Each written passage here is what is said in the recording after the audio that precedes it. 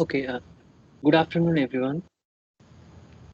On behalf of ISI Bangalore students, I would like to welcome all the participants to this is the fifth day of Mathematics Online Camp of Limit. So, our today's lecture uh, will be given by Harshul Khanna, and Harshul is now third year of BMS student, and his various interest is algebraic topology, geometric group theory, hyperbolic groups, hyperbolic geometry, and so on. I would like to welcome him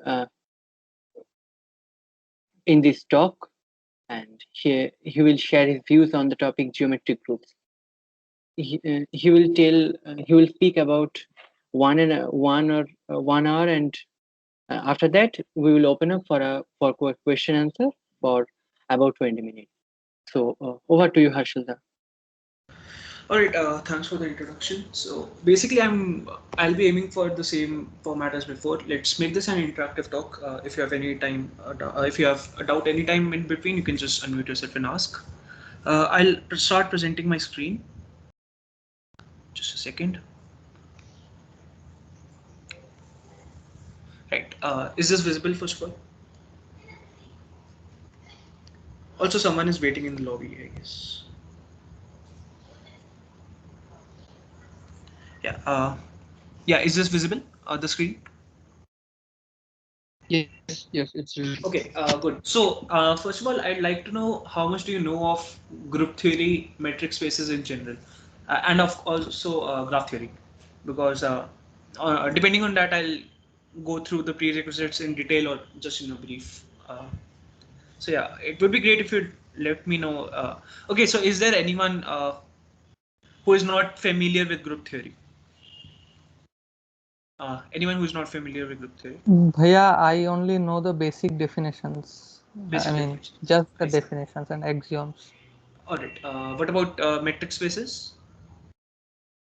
The Anyone who's metric not? space also, I mean, I know the basic definition only. I mean, just what is closed set, what is open set, those I see. definitions, and nothing beyond that.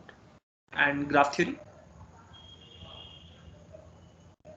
Have you encountered graph theory before? The graph theory, I mean, more of an applicable sort of thing. I mean, not the technical details, but just Yeah, we won't need many technical details indeed. All right. So, yeah. I'll so depending on that, I guess I'll give a brief, not a brief. I'll give a introduction to the prerequisites in some detail. All right, let's start. Let me go back to my share screen. Right. So, so first of all, what is geometric group theory? Geometric group theory. So, for example, first of all, whenever you have seen your, first of all, you have taken if you have taken a group theory course and you have seen some applications for it of it, you must have seen that anytime we want to study a space or certain object, we mostly or not most of the times, but many of the times we associate a group valued invariant to it. For example, the automorphism group of some space that is a bijection onto itself which preserves the structure. Uh, a set of those, although all such bijections forms a group. It is a fact which we can prove. It's called the automorphism group of whatever space you're working with. And one more thing is, for example, if you know some amount of algebraic topology or some amount of just topology in general, there is a group valued invariant called fundamental group, which you attach to topological spaces, which you can use to study these spaces. Now, the idea which gave rise to geometric group theory was that this process can be more or less reversed in some process to some extent. So, to a group, we attach a geometric object. Uh, so normally, what's the procedure? So normally, the procedure is you have a space, you attach a group valued invariant to it, and you see after applying an operation from the group, how does it translate in your space? Here, the process is almost reverse. It's like to a group we attach a geometric object, and by seeing how the geometric object behaves. For example, if it's say, for example, the geodesic is is the minimum length of, so suppose you are given a metric space, is a path which has the minimum length across all the paths joining 2 points. So for example, a line in your plane, or the great circle in your sphere. So how does geodesics convert, or how does geodesics perform in our groups? How do they translate? So that's the main idea of geometric group theory, that we want to attach a geometric object to a group, and we want to study the properties of the group using the geometric object. So some prerequisites are, let me just start. So some prerequisites are group theory, of course, group theory, and then some graph theory, and some metric spaces. Also some algebraic topology, but this is avoidable, and we won't touch this in our talk. So in group theory, so I assume every one of you is familiar with what a group is, the definition of it. So basically, it's the main formulation of a group was to capture the idea of symmetries. For example, if you have the set 1, so suppose you have the set 1 till n. I want to capture the idea of the symmetries of this set. That I do by the group Sn, which is the permutations of this set, the bijections. And for example, if you have, say, a square, I want to see the symmetries of it which preserves the square. So that corresponds to, say, rotations and reflections. And when I encode it in an algebraic way, that gives rise to a group called D4, right? D2N. That's a dihedral group, if you have seen some examples. So every group has, every group has an identity. Suppose there is an element A, then there is an element A inverse also, and B inverse, AB, B inverse, A inverse, and so on. And so do you know what a generating set of a group is? Does anyone have a doubt in what a generating set of a group is? Yeah, could you just define it? Yeah, sure. So a generating set. So for example, let's start with this example. Suppose I give you, okay, let me do it on the last page. Let me just do it here. Right. So suppose you have your cyclic group on n elements. That is, you have z mod nz. So that is 0, 1 till n minus 1, and the next element would basically be the 0. So you see that what happens. And the group operation is addition. So now observe the element 1. Every element of the whole group can be generated by applying this group operation on 1 repeatedly. So for example, 1 plus 1, that's 2, till n minus 1, that's n minus 1 sums of 1, and once you add one more, so n minus 1 plus 1 is just 0. Right. So every element can be generated from 1 by repeatedly applying this group operation. But there can be multiple generators also. Suppose you have z, right? So z is just so minus 3 ... minus 2, minus 1, 0, 1, 2, 3, so on. Observe the element 1. Here also, by applying the group, of course, z with plus. It can't be multiplication because of the 0 element here. But yeah, so z with plus operation. So 1. So 1 plus 1, and also inverses are also allowed. So 1 minus 1, 1 plus minus 1. That's how you write it. And of course, minus 1, so on. So you get every element in this form. But what about 2 and 3? Suppose instead of 1, I consider minus 3. Let's make it short this time. 0, 1, 2, 3. I considered 2 elements. Here I considered only 1 element and its inverse, of course. Right. But if I consider 2 elements, Now also these elements generate every element. For example, 1 can be generated in by 3 minus 2, that is 3 plus minus 2. That's 1. And once you get 1, you can generate all the elements, of course, by repeatedly adding this. So n times 3 plus n times, so that's adding n times 3 plus minus 2. This gives us n, right? And of course, for negative, you just take minus 3 and here plus 2. That gives minus n. So here, so 2 and 3 are also a valid set of generators. So so we encountered these groups which have a finite set of generators in them. That every element can be, so the formal definition would be S is a generator of G if S, if every element of, so if for all G belonging to G, there exists S1 till Sn belonging to S, such that G is equal to S1 till Sn, the whatever the group operation is, to the power plus minus 1 plus minus 1. So every element can be represented in terms of this elements of S. So this so S, we call S the generating set of G. So for example, Z is generated by 1. Z is generated by M comma N. This is just as a set where M comma N GCD is equal to 1. You can just observe this by basic number theory. And then, yeah, for example, what else? Yeah, for example, Z mod NZ is generated by 1 and such.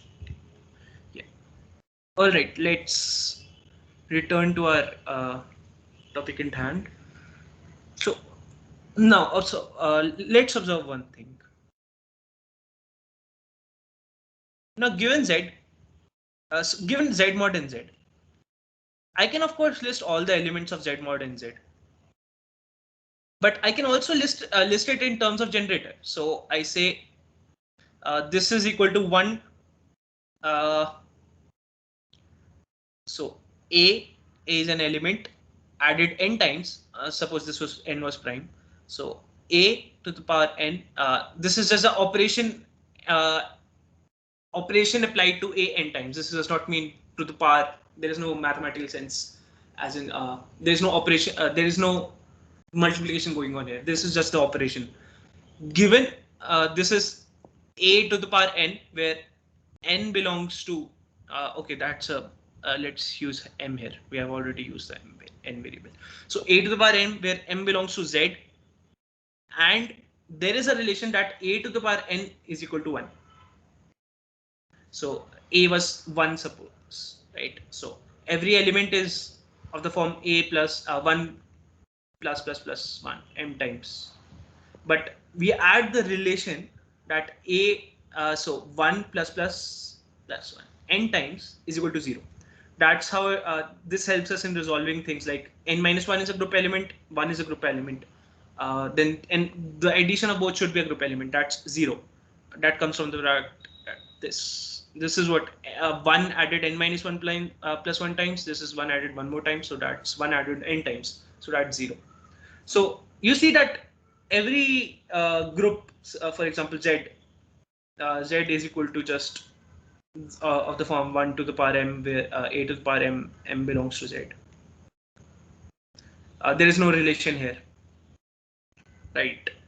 Also, right. So every group can be represented in this form. So we will shorthand this notation that, sorry, just a second. Where's my cursor? Here, right. So we will shorthand this notation by saying this. We say, okay, if S is generated by G, if G is generated by S, we say G is equal to S. So here G is equal to A. This Z is equal to A, or Z equal to 1 equal to 2, 3. Right. Because Z is generated by 1, Z is generated by 2, 3. Similarly, Z, NZ is, so Z, NZ is equal to generated by 1, but there is a relation. We write the relation here. So we can just replace it by a. So a with the relation a to the power n is equal to e, or 0 if you like. Right. So we want to make this notation concrete. So this is called a group presentation. A group presentation is a pair S given R. S is a set which is the generators, the set of generators. R is a set of relators. So for example, before we wrote a to the power n is equal to e, right? So we can just drop this e and write, so a to the power, just a second, let me explain it more. So a to the power n, this is a relation, and this is a relator. Right. So we can just drop this sign is equal to e and just mention the relators. So z mod nz is a given a to the power n.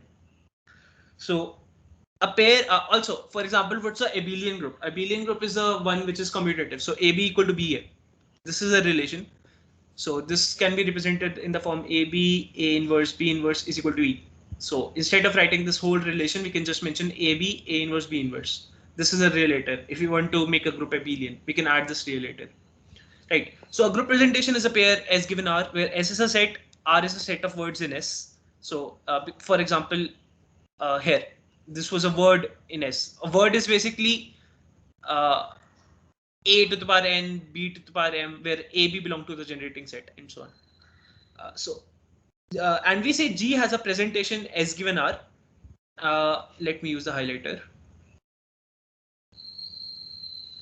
We say that, we say that G has a presentation S given R if G mod, if G is isomorphic to the free group on S. So a free group on S is just,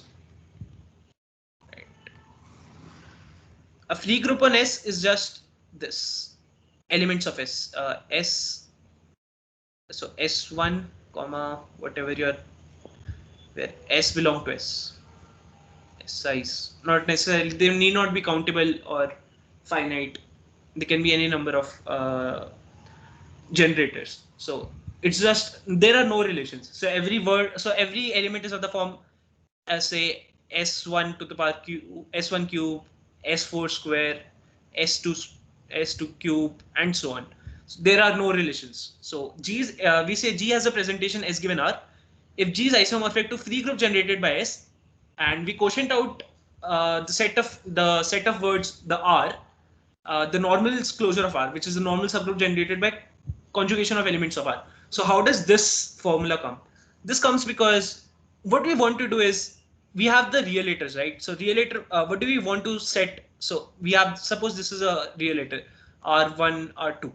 So if this is a relator, that means we want to set R1 equal to R1, R2 equal to E as a relation in our group. So if this is equal to E, then that means that any if the that this means that the conjugation of this element by any other element is also E, right? So that's what we do by, of course, by when we quotient out, that means quotient out by some normal subgroup, that means we send n to E. We trivialize your n, we collapse the n. So that's a normal subgroup generated by the conjugates of elements of R. So that's how this formula comes, that G is isomorphic to the free group generated by S, and we quotient out the normal closure of R. So G consists of reduced words in S union S inverse, but with added relations that the elements of R are equal to the identity. So for example, here Zn is isomorphic to A given A to the power n, that is equivalent to saying A given A to the power n equal to E. So yeah, so that's a square till, of course, a square till a to the power n minus 1. That's isomorphic to z mod nz because of the powers here, 0 power, 1 power, 2 power, n minus 1 power. The dihedral group D2n is isomorphic to R comma S, where so R represents a rotation. This is a group of symmetries of 2n polygons. The n polygons. So this is rotation, this is reflection. As you can see, R to the power n equal to E. That means you rotate it n times. That should give you back the original n-gon. S2, because if you reflect twice, you get your original n-gon. And also this is not the this corresponds to RS is equal to SR inverse. This does not mean that this group is abelian. That should have been RS equal to SR. But we add this relation. There is a relation that RS is equal to SR inverse. You can basically prove these facts. So, of course, the free group on n generators is just isomorphic. Is isomorphic to A1 till AN. So there are no relations, just all the words consisting of elements from A1 till AN. So yeah, I talked about this before, abelian condition that AB equal to BA. If you want to add a relation of this form, so if I have a group G and I want to make it abelian, I want to force it to be abelian, we say that we want to abelianize this group. We add the relator AB A inverse B inverse. So for example, Z2 is so what's Z2? That's 1, 0 generated by 1, 0 and 0, 1, and of course it's abelian. So Z2 is isomorphic to A, B, and with the added relation AB A inverse B inverse, which corresponds to the abelian relator. And so we can abelianize a group by adding this relator. So suppose I take Fn and I abelianize it. So let's take a simpler example. So suppose I take F2. What is F2? Is isomorphic to A, B, and I want to abelianize this group. So how do I abelianize this? I get a group which is isomorphic to abelianize A, B, and we add the relator AB A inverse B inverse, and this is just Z2. This one. So Z2 is just the abelianization of a free group. Theorem: every group admits a presentation. Every group has a presentation of this form as given R, where S is the set of generators, R is the relators. So yeah, let's prove it. Anyone? How do you think? Just force your way through it. How do we show that every group has a presentation?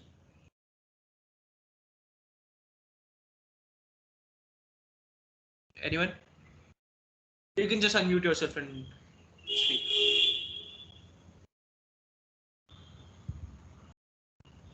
All right, let's start with, we want to have, first of all, we want to have S, a set of generators. Let's, why do you look for the minimal? We can just force our way through it and have, say, we take S equal to every element of G. That's also a generator, right? That's also a generating set, because every element can be represented as themselves. If we take the S to be G, how do we proceed? We want to add relations now such that the group becomes your, so now if we have a S equal to G, what do we have? We have the free group on, S on the S set. How do we make it? How do we add relations such that we get to G? Anyone? Just think about it. It's easy.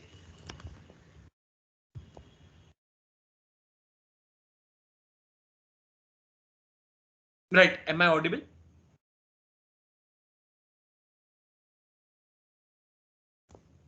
Yeah, you're audible.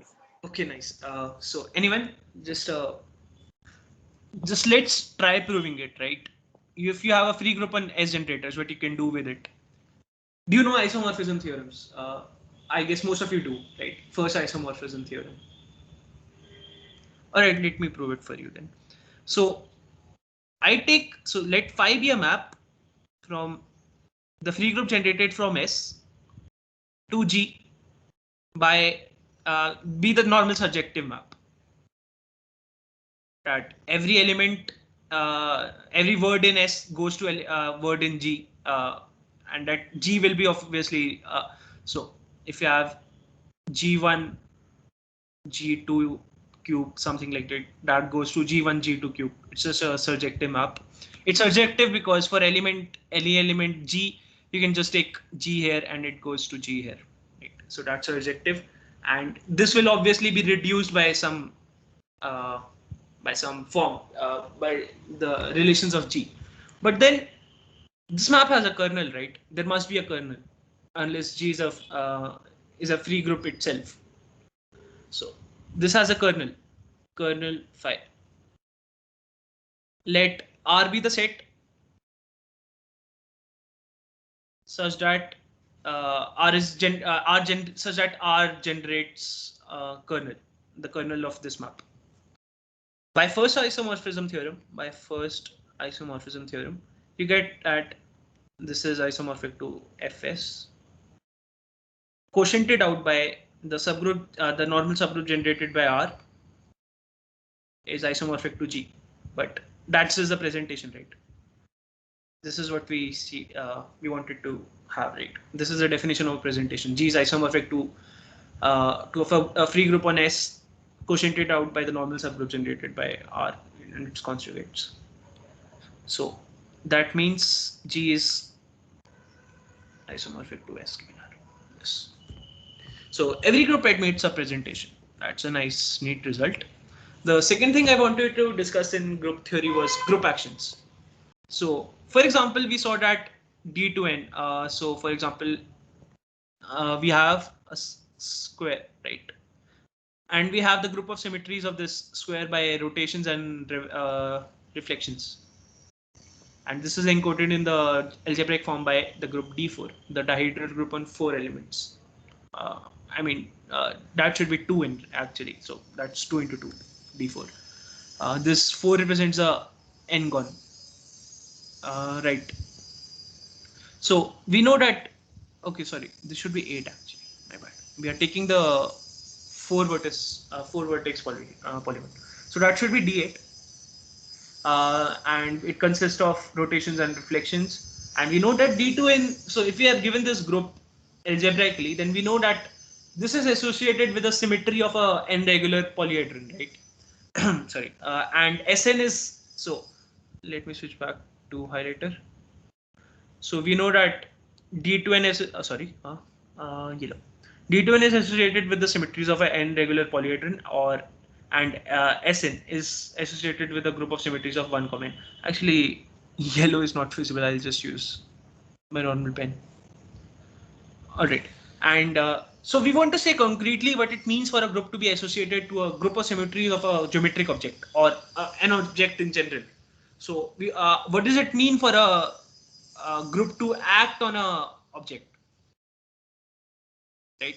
So to be a group of symmetries of a geometric object or an object in general, and we make it concrete by the definition of group actions, that a group acts on a space or a set. So definition is action of a group G on a set X is a function G cross X to X. So for any element G and any element X, you assign it a value G, assign it a value in X, which is denoted by G dot X. And such that these two conditions are satisfied, the identity carries every element to itself. So what you want to think is the set X and G acting on it. So how does G act on it? So any element of G gives a permutation of X. So any element, so you have to prove that this is a bijection. So any element of G corresponds to a bijection in X. So if you fix G, then you get a function, right? So if I fix G, so then I get a function phi G from X to X by X going to G dot X.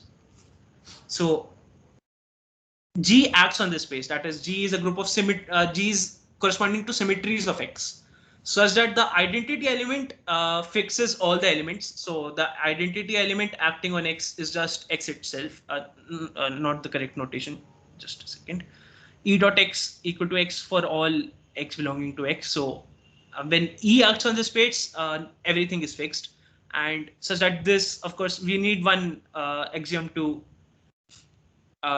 make it compatible with the group operation. So that's G dot, if G acts on H dot X, that's equivalent to GH dot X, GH acting on the X. So let Sx be the, Bhaiya, here the dot is the group operation itself. No, right? no, not the group operation. I just dot represents the group action. This is just a definition of, this is just a notation so G comma X so will be sent to an element of X, right? I denote that element by G dot X. So this dot represents that G acting on X. Okay. My So G is a element from the group. Yeah. And that on acting upon an element of an arbitrary set is giving back another element of the same set. Yeah. Right. Okay. Let's in see. any way. Yeah. So let's see using an example. Suppose I have a circle, right? I have the circle and I have, say, I want to say Z acts on this circle. How will it act on the circle? So this, assume the circle sits in the complex plane, and so Z acts on this circle. How will it act? By rotating it m times, right? So, so for any element m belonging to Z, it acts on your any element Z of your unit circle by e to the power I m theta Z. So this corresponds to rotation of circle by m theta. Theta is just a real number. So Z acts on the circle. Every element of this Z, so every element, for example, we have m here. This corresponds to rotation of the circle by m theta. And so, for example, you have this one. This corresponds to rotation of the circle by a theta. So this m is giving you a bijection from the circle to itself, a symmetry of the circle to itself. That is by rotations, right? So m acts on your whole space as well. So this action of m acting on each point individually gives you a whole permutation of a whole symmetry of your whole set X, which was a circle here. So yeah, so Right, let so Sx. the elements of the set are the points on the circle, right? Yeah. Okay. Yeah. This Z is just a point on circle. Yeah, is it clear now? Yes, bhaiya. Okay, great. So let Sx be the group of permutations of X, and Sx is a group of symmetries of X thought of as a set. This makes sense even if X is your infinite set. It can be whatever X. So an action of G on X is equivalent to a homomorphism G to Sx. You have to prove it. What this means is for any element G, you get a element phi belonging to Sx. That is phi g, which we represented it as earlier. So each phi g is just a permutation of your set X. This is what this means. That is, G acts on your space, and it gives you a symmetry of your space of your set X through each element G belonging to G. So hence, not only does each G belonging to G represent the symmetry of X, but also does it in a way that it respects the multiplication in both the groups. So here, so for example, G goes to phi G, right?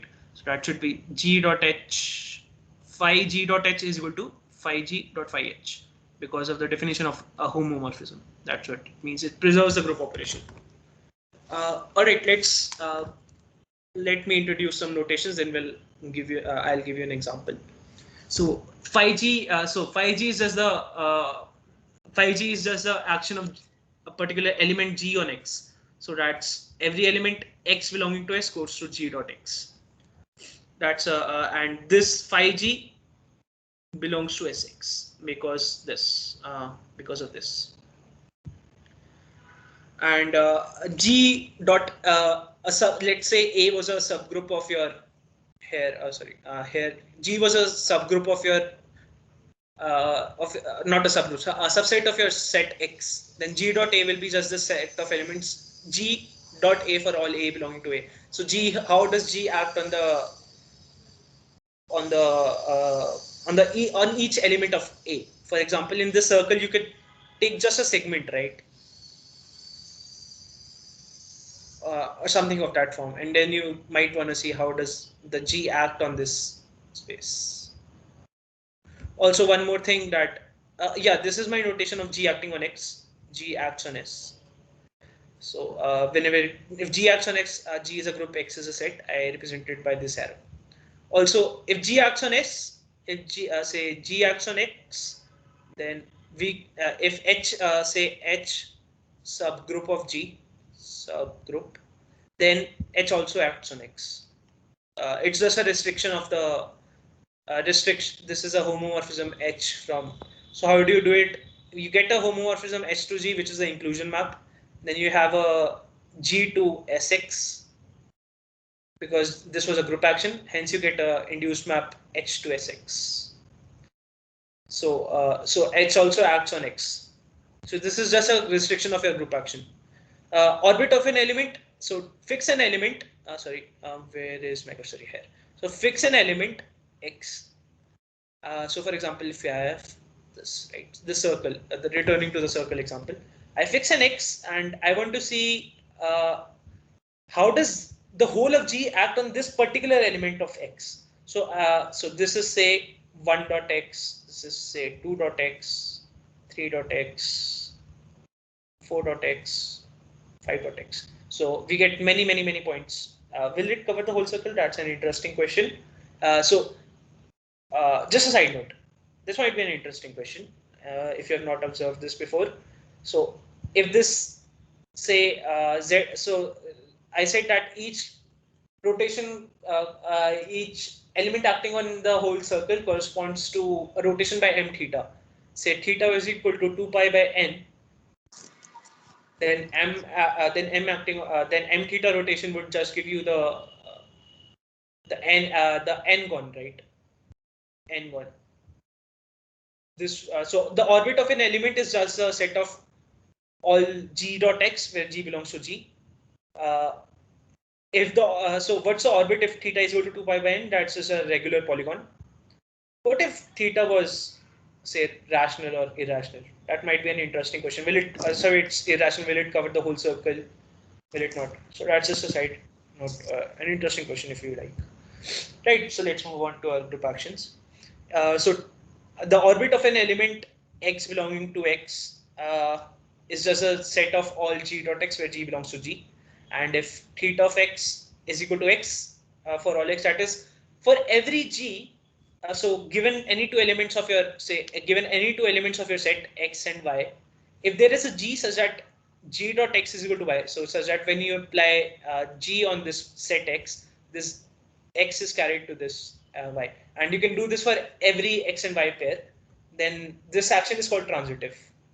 This is a sorry, where's my so this is called the transitive action. Just a second, let me try to make it more visible to myself actually. Sorry, just a second.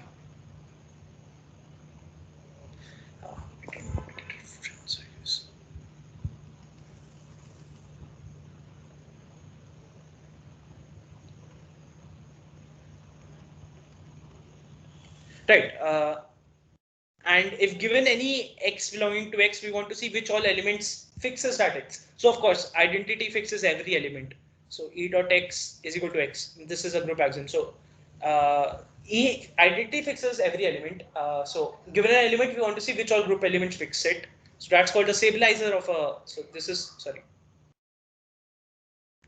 Just a second. Right. So this is called the stabilizer of your set x. It is a set of all G such that G dot x is equal to x, and this orbit. So this orbit is a normal subgroup.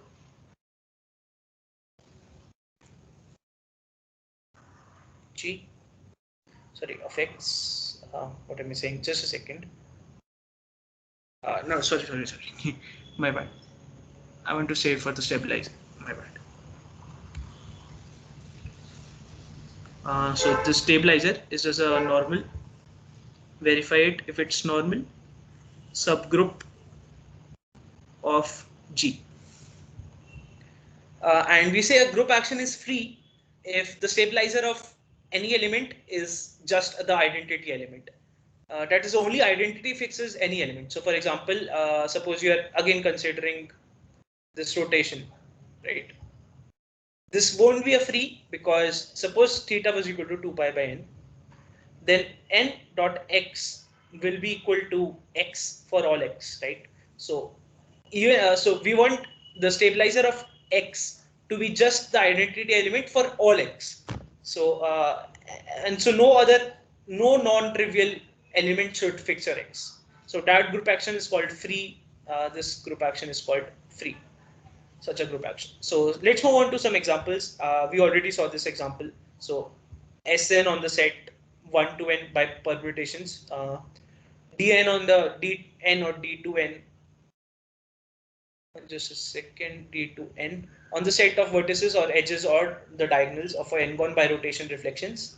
GLNR, this is a set of all invertible matrices of n cross n form. This acts on vector in R to the power n by matrix multiplication. Z2 acts on Z via multiplication by plus minus 1. So Z, so given any, so 1, of course, this is just 1 acting on M is equal to M, minus 1 acting on M is equal to minus M. So the orbit of any n is equal to just the set plus minus M. Excuse me.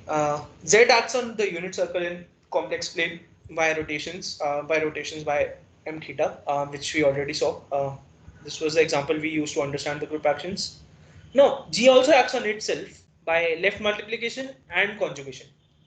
So, so left multiplication is just G dot H.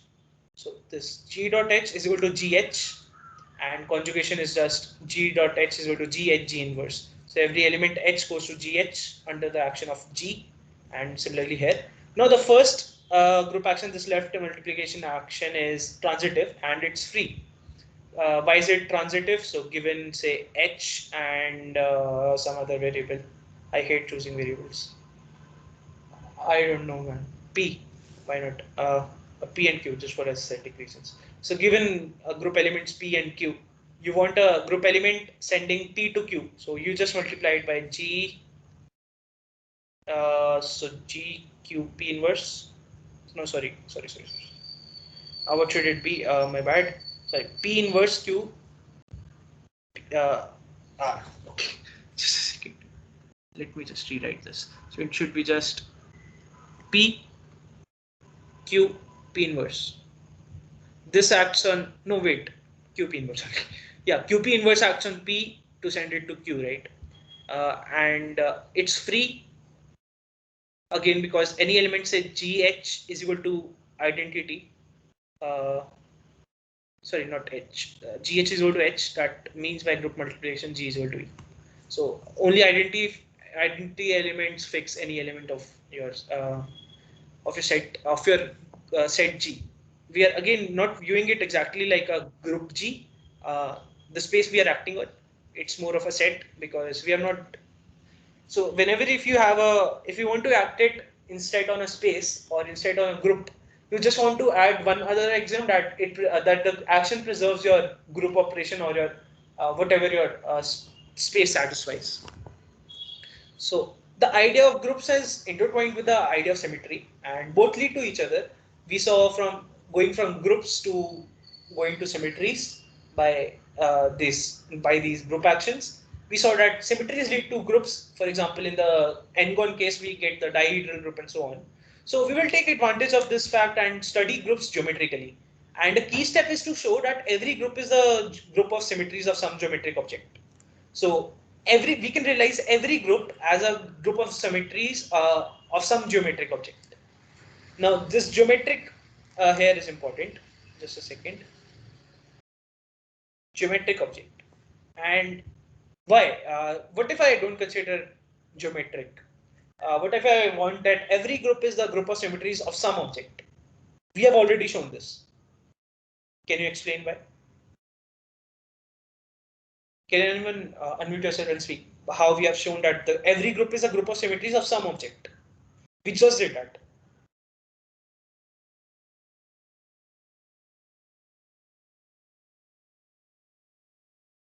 Look here, right? So this example, G acts on itself, right? G acts on itself. So we have shown that, so G, there is a homomorphism from G to SG. The symmetric group on the set G. So we see that G is a group of symmetries of SG. On set X, on the set G, right? Bhaiya? Yeah. Bhaiya, could you just once define what is the homomorphism? Oh, homomorphism. So homomorphism is a map. Let me define it on a different page. It basically is a map between two groups which preserves your group operation. So let me just go back to where I used homomorphism. Example. Sorry.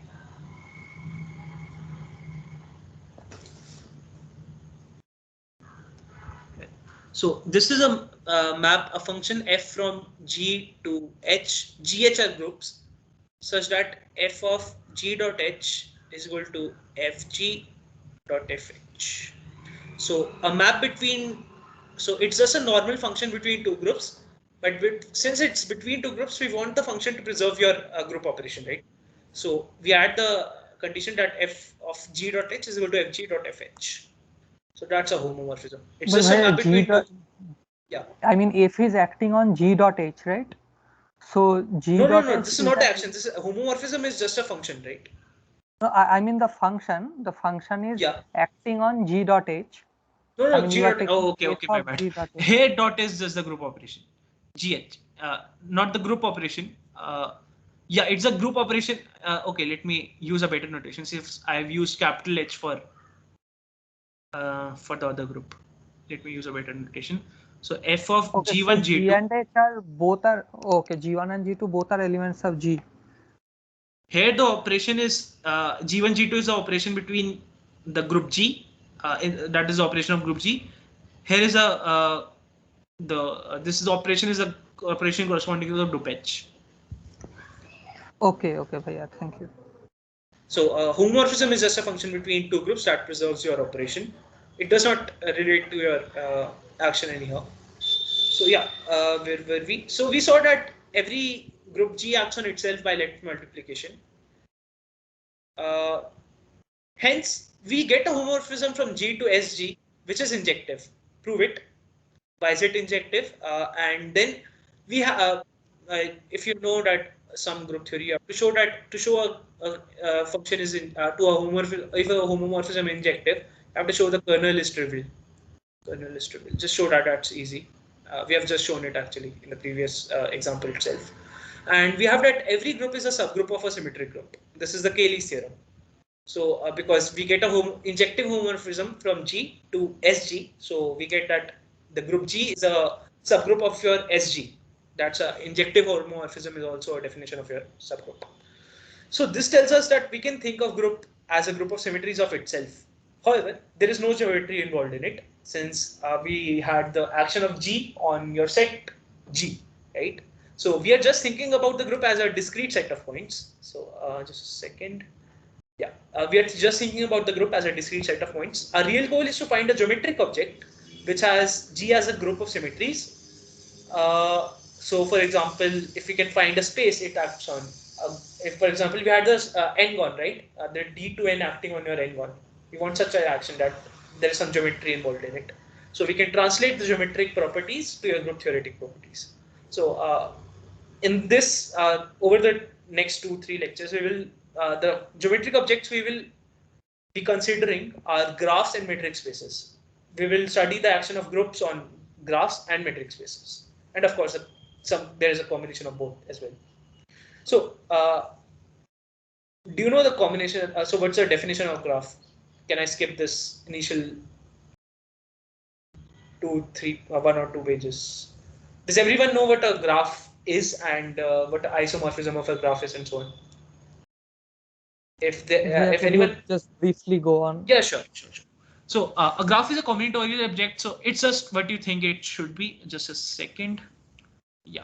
So a graph is just a pair V comma E, unordered pair. V is a set of not unordered. Sorry. V is a set of vertices. This is edges, and vertices. So for example, if you are how you may have seen a group is like this, like this, like this. These are the vertices points in your plane. There are no plane here, but this is a combinatorial object. So V is a set of vertices and E is a set of edges, and there should be a relation between the two that's given by the endpoint function. So every edge corresponds to two vertices. That is, each edge is a endpoint. Each edge has two endpoints, inner vertex set. So yeah, it's a combinatorial object, a set V vertices, a set E edges, and a function which is called the endpoint function. E two unordered pairs of vertices, and they're not necessarily distinct. You can even have a same vertex as a endpoint of a edge. So that would correspond to a loop in your graph. So for example, the first example is the loop, the simplest one, and this is the complete graph. Kn means n vertices and so on, and each edge is joined. So for all v1 comma v2, vi comma vj, there exists an edge between vi and vj. Right. This is a bipartite graph. Bipartite means kmn basically means you have m vertices here, you have n vertices here. Every vertex in the upper row is joined to the lower row, and here like this, and so on. And there is no edge between these two elements.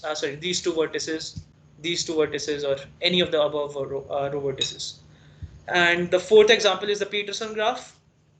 We can obtain the Peterson graph as this is a construction which can be generalized as well. So basically, consider two pairs from. So take the set 1, 2, 3, 4, 5. Take two pairs from it. So for example, 1, 2, 3, 4. How many pairs will be there? 5C2. That's equal to 5 into 4 by 2. That's 10. So there will be 10 vertices, and so 1, 2, 3, 4, and so on. 1, 3, and they are joined to each other by an edge if and only if they are disjoint. So given 1, 2, it can only be disjoint to 3 vertices, right? Or any two. So 3, 4, 3, 5, 4, 5. These three. So each vertex is connected to three other elements, 3 other vertices. You can see here in this graph, this is a representation of it. Say this was 1, 2, and this can be taken as 3, 4.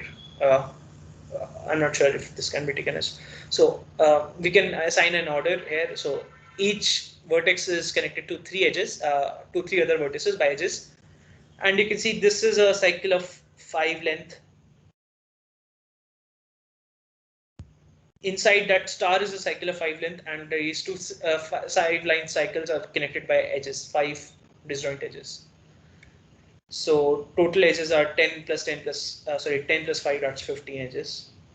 Peterson graph is a very nice graph in the sense that it's so for example, normal in geometry, for example, if you have solved some geometric problems. So if you are said to take a triangle ABC, you normally take it like this, right? It's not isosceles, it's not like equilateral, it's just a general triangle. So any theorem you want to verify in graph theory, you normally check it with the Peterson graph first. It's a very nice construction, and this can be generalized. This construction can be generalized by this description only. You can take it to any elements and so on. All right. What about trees? So trees are basically connected graphs with no cycles. So a cycle is just a cycle is just a arrangement like this. So you have n vertices and you have these vertices joining one by one. So this is a cycle in your graph. So a connected graph with no cycle is called a tree. Prove this fact that if you're so just a second. Prove this fact. If you have a tree, then number of edges in your tree is equal to number of vertices in tree minus 1. And why I mentioned trees is because the infinite trees are an important class of graphs for us. So for example, we have this T3. This is an infinite tree such that each vertex has valence 3. It is connected to 3 other vertices. Note this was a finite graph which with valence 3. This is an infinite graph with valence 3. Okay, what about some variations of the graphs? So instead, say, for example, you had a function, the endpoint function was a function e to unordered pairs, right?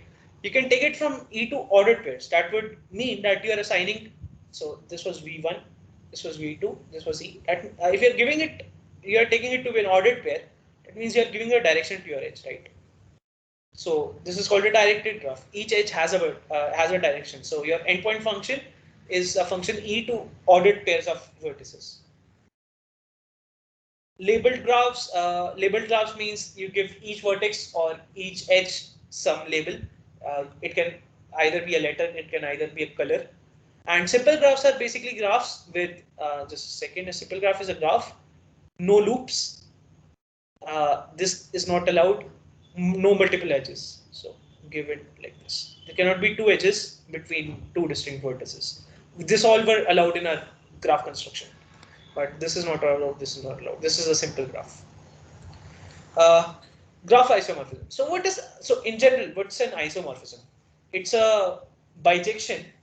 Uh, it's a bijection between two spaces, two sets, or whatever you are working with, such that it preserves your structure.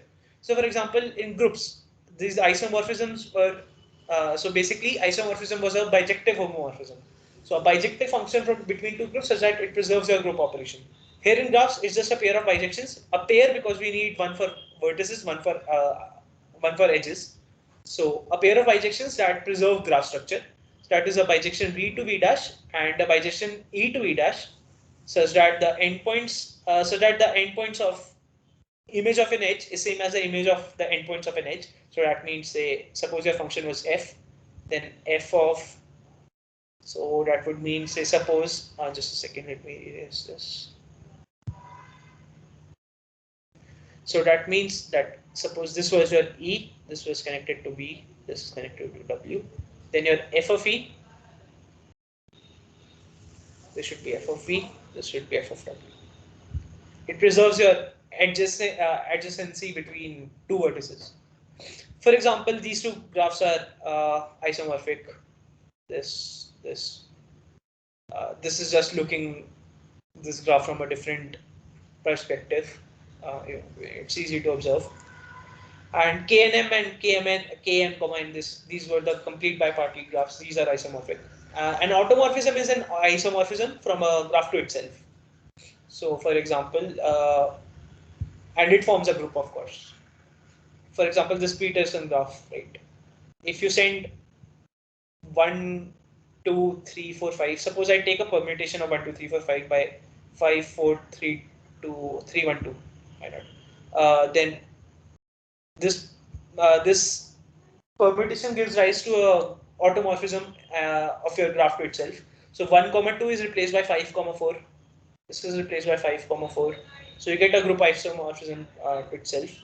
So an automorphism, so it forms a group. So it's a group of symmetries of a tree.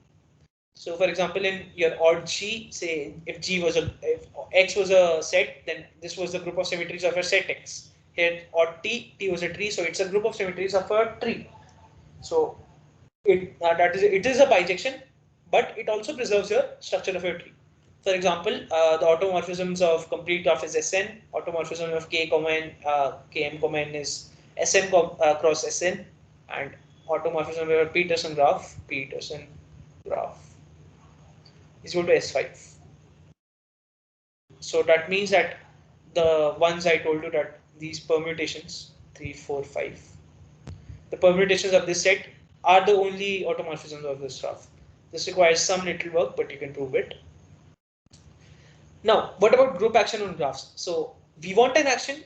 We defined an action on a set. So if we want an action on a graph, we have to take, first of course, consider it as an action on a set. Plus, we want to have the preservation of the structure of a graph.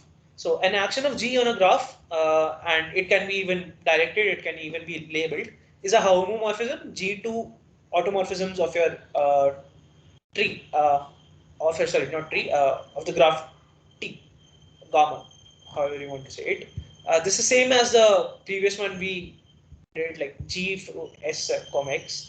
So say X was a set, then automorphisms of X is just this group Sx, the group of permutations of X.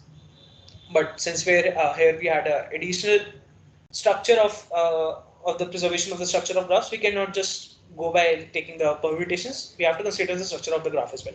So it's an action on a graph of a set, thus it preserves the structure of a graph.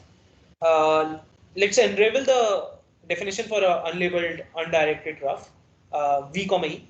So these four conditions are just the normal action definitions. So for all G, belonging to capital G, V is an element of for all G in G and V in capital V, an element of V exists denoted by G dot V, and so basically we get that G map G cross V to V, G cross E to E, and these two were the normal actions of your group action.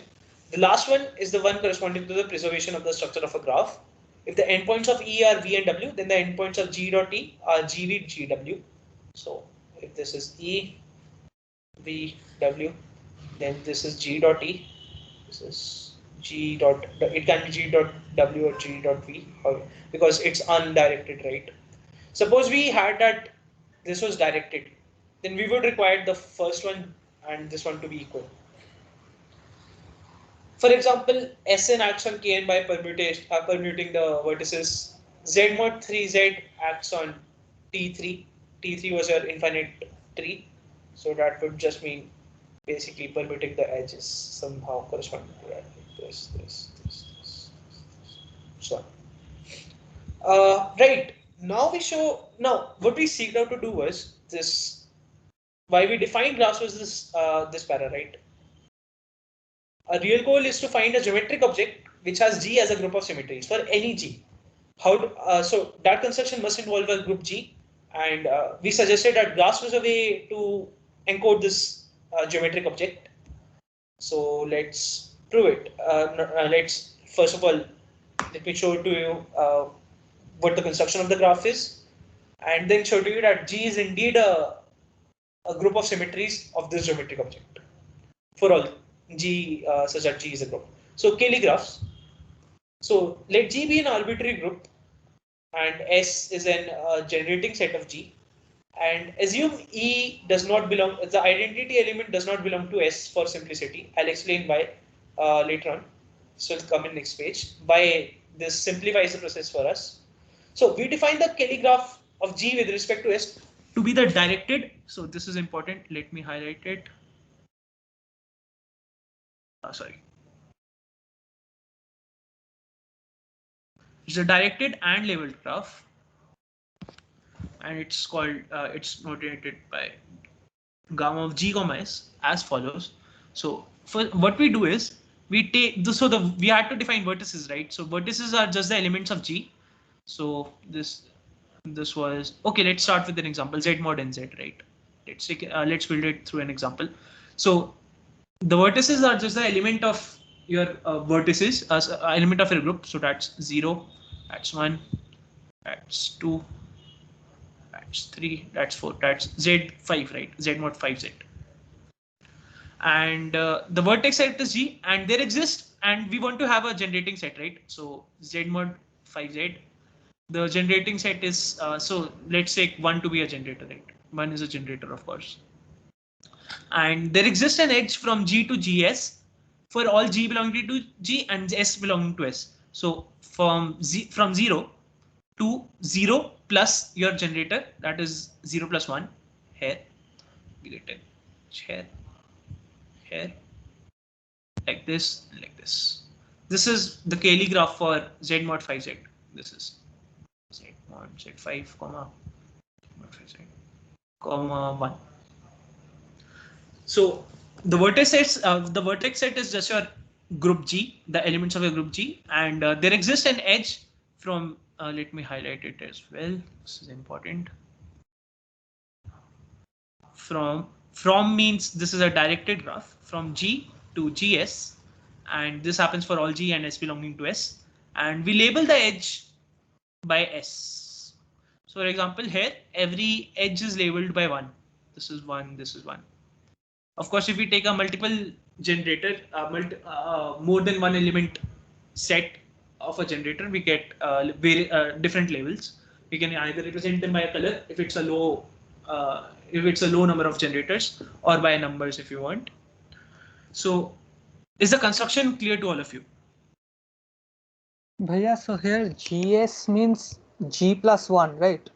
I mean, Here in our example, yes. okay, Normal okay. GS means the group operation. S is an element of G also, right? X is a generating set, but S belongs to G also, right? So GU dot whatever Yes. GS. This is a group operation. So the generating sets element as per the group operation acts on the group elements itself. You're suggesting that S acts on G. I mean, just the function that you are viewing. Generally, that means that only, right? I mean, here we consider plus to be the group operation, and Yeah. one is being added to each of the elements when we are going from G to GS, and Right. one is our generator. So generally, it means that, right? Normally, S need not be a subgroup. So it's not necessarily a group in the sense that it acts on a G, but yeah, in some sense that what you're essentially doing is you're taking element G and you're seeing what all elements can be reached from that point, from that element G, using your set S, using your generating set. So in GS, that's GS1, GS2, of course, and in this one, this is labeled by S1, this is labeled by S2. So for example, you take E, this is also an element of G, and all. So the vertices it will be connected to are just S1, S2, all your elements of S. Also S1, if there is an S1, suppose there is an S1 inverse here as a vertex, then it is connected to E by label S1, right? S1 inverse into S1 is E. So the construction is simple, that if the vertices of your graph are just the group elements, and the edges basically correspond to going from G to GS. So multiplying a generator to your element. Note, given a group S1 and S2, suppose S1 and S2 are different generating sets. Sorry, where's my cursor? Just a second. Here it is. So suppose given a group G and two generating sets, suppose I take S1 and S2 to be two generating sets, these two need not be isomorphic. We'll see an example just after this. These two Kelly graphs need not be isomorphic. However, there exists some sense in which they are same. So if you observe them from a distance, so if you take the geometry to be a coarse geometry, so if you observe them coarsely, then they are some kind of same. I'll not explain what this means, but this is the notion of quasi-isometry. And isometry is a function which preserves your distances. Quasi means observing roughly and coarsely. So it's roughly isometric. I'll not explain what this means, but I just want you to know that there exists some sense in which two Kelly graphs of a single group are same, but they need not be isomorphic as such. So for example, Z, there were, so this is Z, right? Sorry, just a second. Yeah, Z has, let's take two generating sets of Z, 1 and 2,3. We saw these two are generating sets, right? What about 1? So say this is 0, this is 1, this is 2, this is -1. Of course, we get these edges and so on. Note, this resembles the real line. So the Cayley graph of Z with respect to the generating set 1 is essentially your real line. What about this T is Z 2,3? So given a point 0, say this was, okay, let me use a different color for this one. I've already used green here. Say this was 0, and this will be connected to here to like this 2, 3, and one edge will be coming here from -3. One edge will be coming here. Sorry, this will be -3 wherever it is. This is -2, and we label these edges by 2 colors. Of course, the blue one corresponds to the 2 generator. The green one corresponds to the 3 generator. Now, what I meant was they are same coarsely was sorry. If you zoom out your screen, like okay, let me actually zoom out my screen, and you will essentially get that these lines are very close to each other, and they resemble the real line in some sense. If you can, so up to some magnification and up to some scaling, you can get from these two are the same. So you need not worry about these two are the same right now, but there exists some sense in which they are the same. We are not arbitrarily assigning these graphs to this to the group. So yeah, this is not the real line, of course. What about Z2? Z2 has generators 1, 0 and 0, 1, right? So this is say this was 0, 0. We can see this then represents 1, 0, 0, 1, -1, 0, and -1, 0. So you can see these blue edges are basically corresponding to the 1, 0 generator, and these green ones are corresponding to the 0, 1. Similarly, S3. S3 is a set of permutations of, the group of permutations of the set 1, 2, 3, and 1, 2, and 2, 3 form a generating set. And this is the diagram of, this is the Cayley graph of S3 with respect to 1, 2, and 2, 3. Of course, this represents the lattice in your plane, in your Euclidean plane. Euclidean plane. Euclidean is important. Right, let's make an observation. So again, I start with E. I go to S1, get this point. I go to S2, I get a point. I use S2 to get up. So this is what? This is S1. This will be S1, S2, because this label is S2, and so on. I end up at an element G, which will be something of the form S1. So this basically S1, S2 till Sn. So if S1 and so this is the observation that if S1 and S2 are labels in order on an edge path in the Cayley graph from 1 to G, then G is essentially equal to S1 to Sn. Of course, because of the construction, if this was 1, this is labeled by S1, then this is 1.S1. This is labeled by S2, that's 1.S1.S2. Dot just means the group operation here, not any action or something. I should remove the dot for confusion, but yeah, 1, S1, S2, then S3, and like if we continue and then till Sn. So G will be equal to S1 and Sn, and we can reverse this process in the sense if we are given that G is equal to S1 till Sn, because of course every element can be represented in this S1 some form of this S1 till Sn, because S is essentially a generating set, right? Then there exists an edge path with labels S1 till Sn in order from 1 to G. So that would mean that there is a correspondence from paths in your Cayley graph from 1 to G to words representing G. Representing G. Of course, via S. So because we can go from edge path to this group to the words representing your element and vice versa. So there is a 1-to-1 correspondence between the edge paths between 1 to G and the words and generators representing G. Now note, we have a natural action of G on the Cayley graph.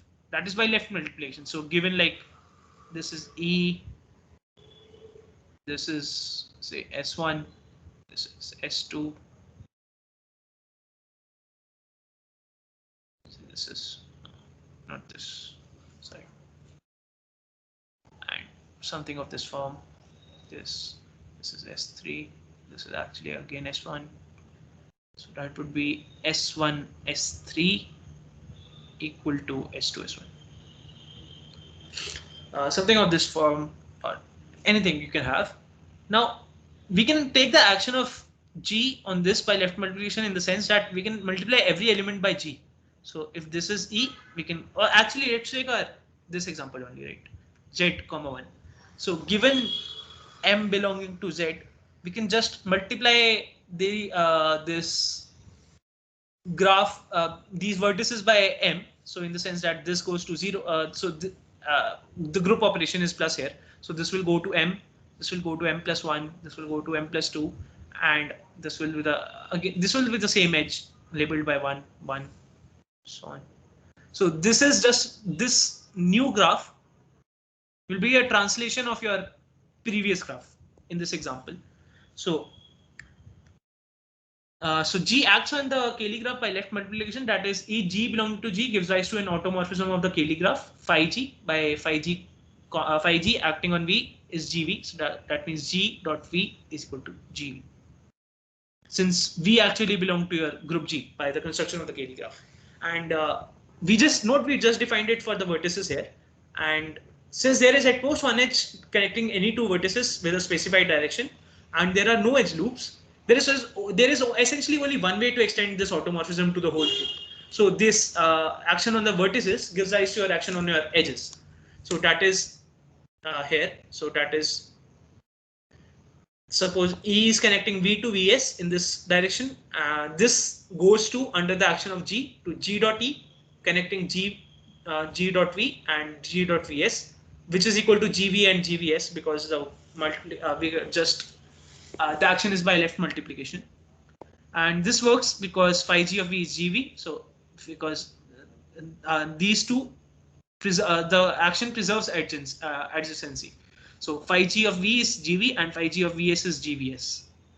So now we prove what we set out to do, that this G, now we get that G acts on the Cayley graph. So that means there exists a homomorphism from G to group of symmetry to your automorphism of tau, right?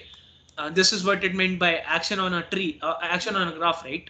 But we want to say that group is G is exactly the group of symmetries of your of a graph, of this graph, the Cayley graph.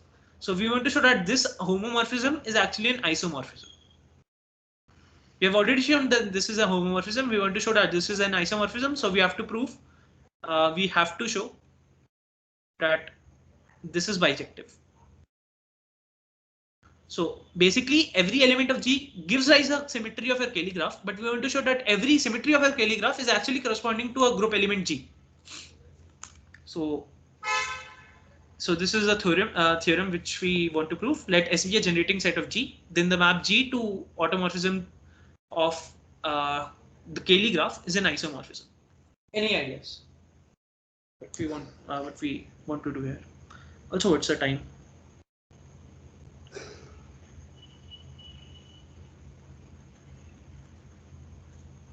Five 10.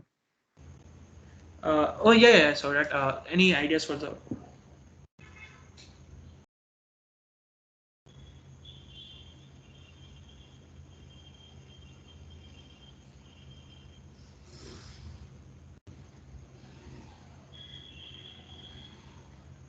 So I have 15-20 minutes more, right?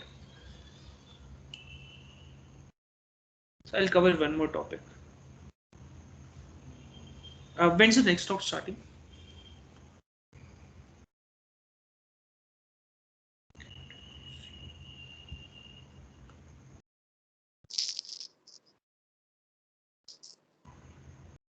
All right, you have your next talks on 5:45, right? Yeah. So I have some time. Yeah, 20-25 minutes. All right. Any ideas how we might want to approach this? We want to show that if S is that the G is exactly the group of symmetries of your Cayley graph. All right, let's discuss it. And the proof requires a new idea. So the new idea is that let S inverse denote the inverses of elements of S. Just a second.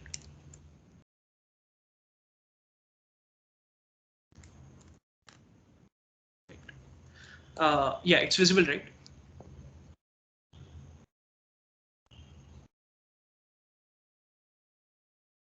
Anyone? The screen is visible, right? Yes, Bhaiya. Okay, great. So let S invert denote the inverses of elements of S. I say the word length. So for all G belonging to G, I want to give G a word length, a length. So what that mean? The word length of G belonging to G with respect to your generating set S is the shortest is the length of the shortest word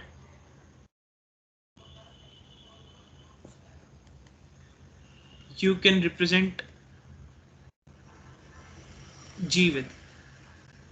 For example, in the case of Z, right, or Z mod NZ with generating set 1. So what about let's say 2? It has a word length. So I can represent it in the form 1 plus 1 2 times. So and I can also represent it in the form 1 plus 1 plus 1 n plus 2 times. So it can have either the words can have either length 2 or n plus 2 or 2n plus 2, but the shortest of them is 2, right? So I give the length of 2 is 2. I mean, of course, I should have used a different notation here. Let's say a1 a square a n minus 1. So in general, if you have generating set is a, then a to the power n has word length n. So it's the length of the shortest word you can represent G with. Note what this, uh, couple it with your observation. What does it mean? Uh, just a second. I want to just represent G with uh, in the elements of S union S inverse. So I want to have the elements of both S and and their inverses. So for example, okay, let's take Z, comma 2, comma 3. Then one has word length 2 because it can be written as 3 minus 2. This is the inverse of 2. So yeah. Now, what did our observation say? Our observation said that these words that generate in generators representing G correspond to your H paths between 1 to G. So what does it mean is that this word length is essentially this is the so take the vertex E, your identity element takes your vertex G. This word length is essentially the length of the path, the shortest path joining these 2 points, the length of the shortest path joining these 2 points, right? So that's what the word length means geometrically. This is the algebraic definition. That is the geometric correspondence. So we set the identity, the length of 1 to be 0 because we require no elements of S union S inverse represented. Or it's just a notation actually, just the length of word, the length of identity. Now, by definition of a generating set, uh, so length of G is finite for all G belonging to G. This is just by definition of your generating set, because generating set. Now, let's prove this theorem.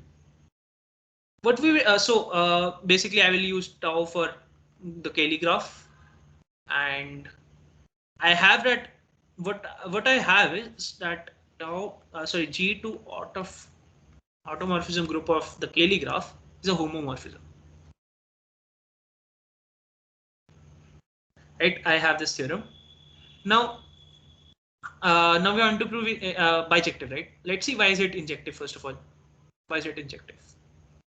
Just follow the definition. Why is it injective?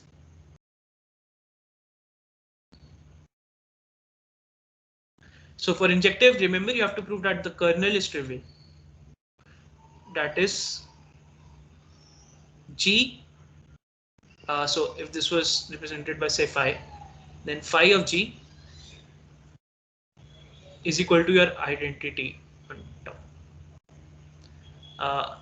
If this happens, then G is your trivial element. That's what you have to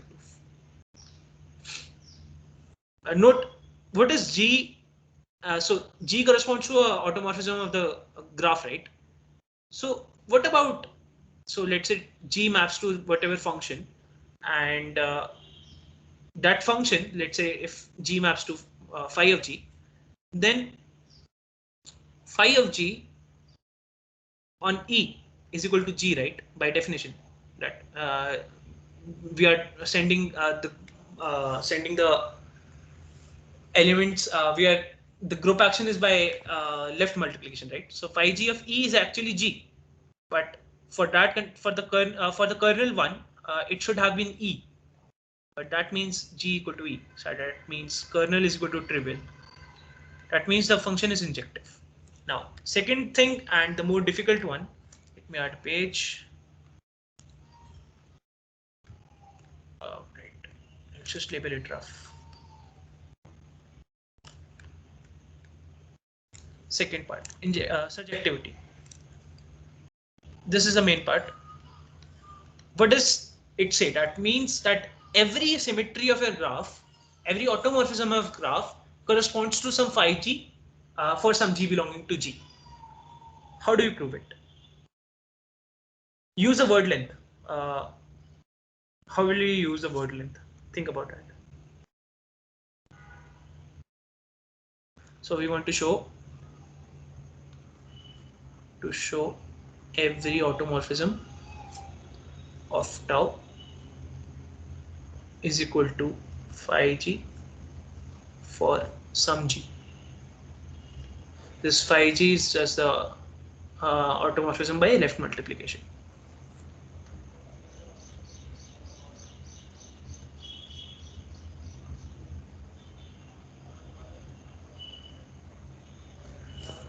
How do you get that G? First of all, how would you get that G? This is the easier part. How would you get, what G does it, what G would it correspond to if it were an isomorphism, an automorphism?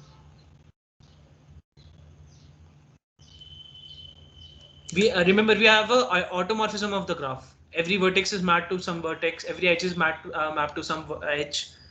How do we get your get G here? Anyone?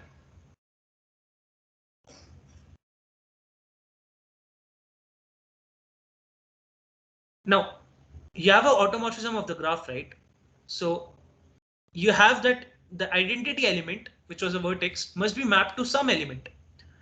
And that element is an element of G. So suppose that was G. We claim, suppose E was mapped to G under your automorphism. This was your automorphism that we had in hand. We will claim that automorphism is equal to phi G. That's how we get a G, where the identity element maps. So since the edges, since the images of edges are determined by vertices, enough to prove that the automorphism and phi G agree on vertices. So if we show that the automorphism mapped, if we show that this automorphism mapped the elements, the vertices, to the same vertices as this phi G would have mapped them to, then we would have shown we would have proven this claim, right? Because the images of edges are determined by the images of vertices.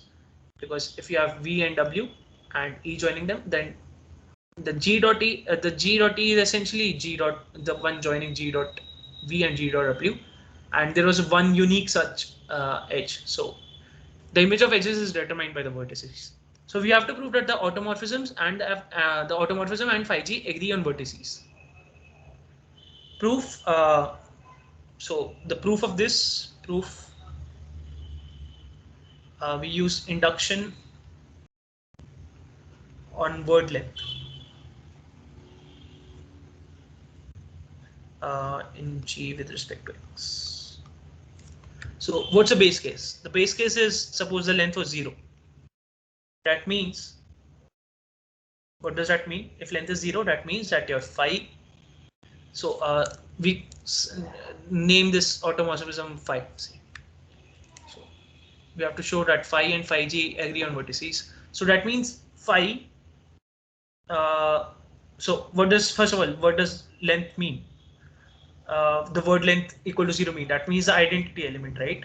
So this is just the statement that phi of E is equal to G is equal to phi G of.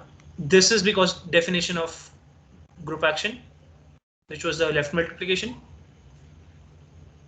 And this is by our hypothesis, because that's how we determined our G in the first place. Because hypothesis about T, about phi. Right. What about, okay, let's the induction. Let's proceed with the induction and assume that the statement holds for all lengths less than equal to n.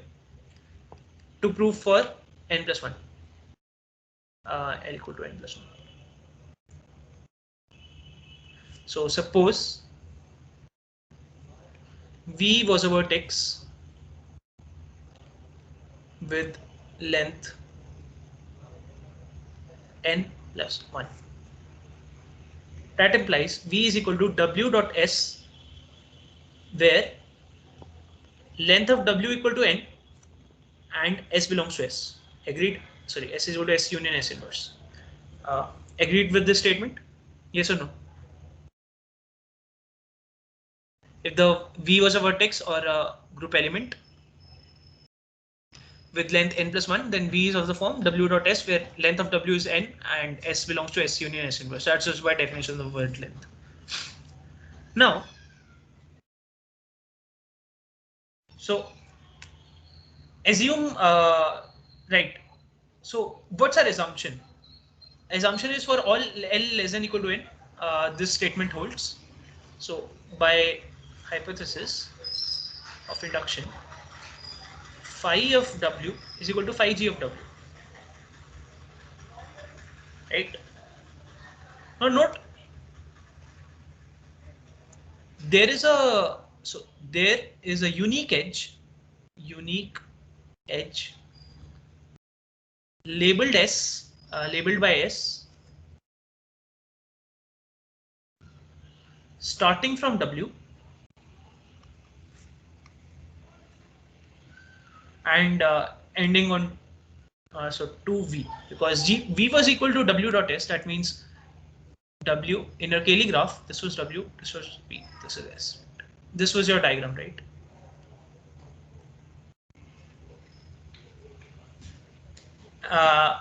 And similarly, there is a unique edge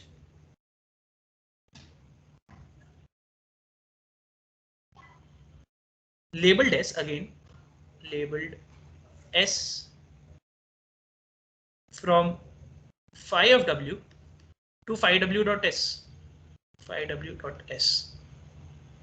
because our definition of a Cayley graph. Now there can only be one edge labeled S, like going out from a vertex, right? Because you can, given an element G, there exists only one element that it can be G dot S, right? In G. So that means that these two edges are actually the same. So that means this image phi of V is equal to phi W dot S. This is just a multiplication. This is what? Phi of W is equal to what? Phi G of W, because of our induction hypothesis. Like here, phi W is equal to phi G W dot S. This is what? G W, because it was left multiplication, the definition of action, G W dot S. And since that means WSO is equal to V, that means GV. This is equal to phi G of V. So that means phi of V equal to phi G of V. We have proved from induction. So this is what we wanted to show. So from induction, we have proven the theorem. So we have proven this theorem that G is exactly the group of symmetries of the Cayley graph. So we got a geometric object now, such that the group of symmetries of that object is exactly the group G. And we have done this for any G out there, right? Now, there are two, the next talk is also gonna come, so yeah, 15 minutes, right, left for the talk, the next talk. yeah, but I'll wrap it up in 5 minutes. We actually keep 15 minutes for their break, that's why. I see. Yeah, sure then. Let's discuss it. So I'll just state the next topics now. Yeah. So the next topics basically include, so the Cayley graph for free group.